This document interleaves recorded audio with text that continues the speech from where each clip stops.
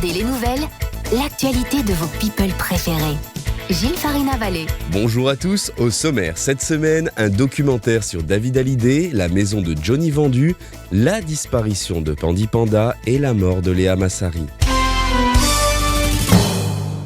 C'est une annonce qui va ravir les fans de la famille Hallyday. Le groupe M6 vient de dévoiler un projet d'envergure, un documentaire intitulé Hallyday par David, qui plongera dans l'univers intime de David Hallyday. Ce long-métrage, réalisé par Vanessa Antlem, promet de retracer le parcours personnel et artistique du chanteur avec une plongée dans son enfance, ses relations familiales, évidemment marquées par la figure tutélaire de Johnny, ses épreuves de la vie et bien sûr sa musique. Le tournage a duré plus d'1 an, permettant de capter les moments du quotidien, les confidences rares et les coulisses de son travail d'artiste. M6 promet donc un documentaire intimiste et sincère, offrant un regard à la fois tendre et lucide sur celui qu'on a longtemps vu dans l'ombre de son père. Aucune date précise de diffusion pour l'instant, mais une chose est sûre, c'est pour bientôt. Un rendez-vous bien sûr qu'on ne manquera pas sur Mélodie Radio.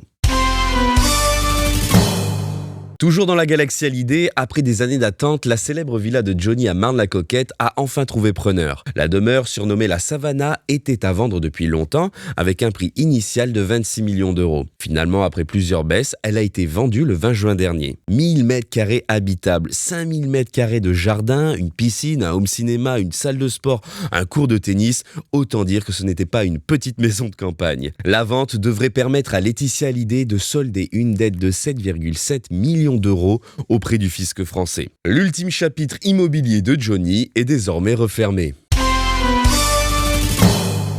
C'est peut-être l'affaire criminelle la plus bouleversante pour les fans de chansons enfantines et de Panda.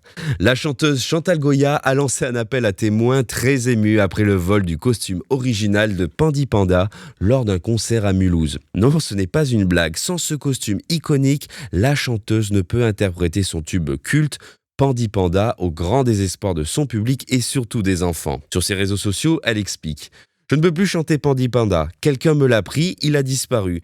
Aidez-moi à le retrouver très vite pour tous les enfants de France, de Belgique, du Liban et tous ceux qui l'aiment comme moi. » Chantal Goya rappelle que le costume avait été confectionné en 1984 par son mari Jean-Jacques Debout. Difficile à revendre sur le bon coin, mais très facile à identifier. L'animal mesure environ 1,60 m, porte du noir et du blanc, a un regard attendrissant et déclenche des standing ovations à chaque apparition.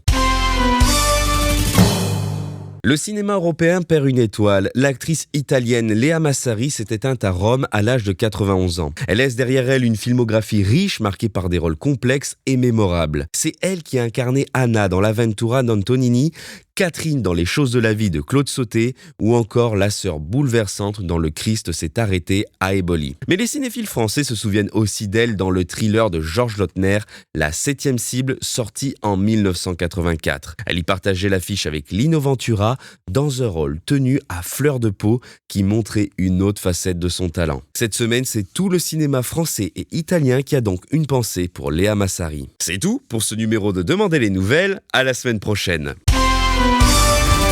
Demandez les nouvelles. Mélodie, la radio vintage forever.